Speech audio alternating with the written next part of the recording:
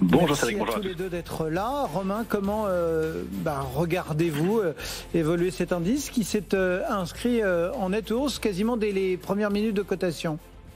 Oui, effectivement, il avait construit une petite structure de retournement haussière qu'il avait mise en place depuis maintenant hier, tout doucement. On vient d'aller toucher la cible de cette structure haussière, c'était 6768.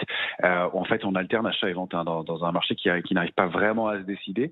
La lecture de la position ouverte nous a appris quelque chose hier, donc la position ouverte sur le futur CAC 40, c'est qu'il n'y a pas de pression baissière dans ce marché, puisque au cours de la baisse d'hier, eh bien, le nombre de contrats futurs a diminué légèrement, mais 3400 contrats de moins, donc au cours de la petite baisse d'une vingtaine de points d'hier.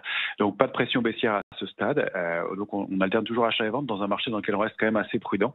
Là, c'est intéressant, on vient de retourner dans la zone 6735, 6762 et demi, qu'il faudrait parvenir à conserver, préserver en clôture et voire à déborder pour pouvoir réalimenter une dynamique haussière de moyen terme. À court terme, paradoxalement, ça reste haussier, même si c'est mou, même si on alterne achat et vente, mais c'est quand même le cas pour l'instant.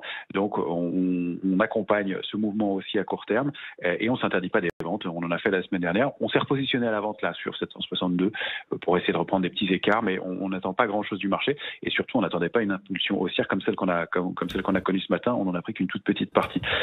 Donc au-dessus de 762,5, ce serait bien mieux. 735, c'est déjà pas mal.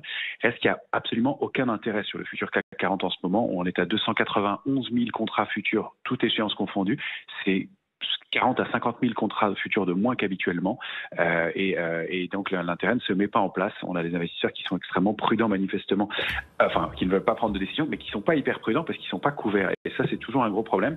On a un ratio de couverture qui est de 2 options d'achat pour une option de vente là, autour de la monnaie là, et ça veut dire qu'il n'y a pas de protection dans les portefeuilles. Ça, on sait que ça n'est pas un signal de baisse en soi, mais que c'est un signal de risque en cas d'accélération baissière, puisque les portefeuilles ne sont pas couverts. Alors on a toujours cette idée que les gestions le disent, elles ont du cash disponible, elles veulent acheter sur repli.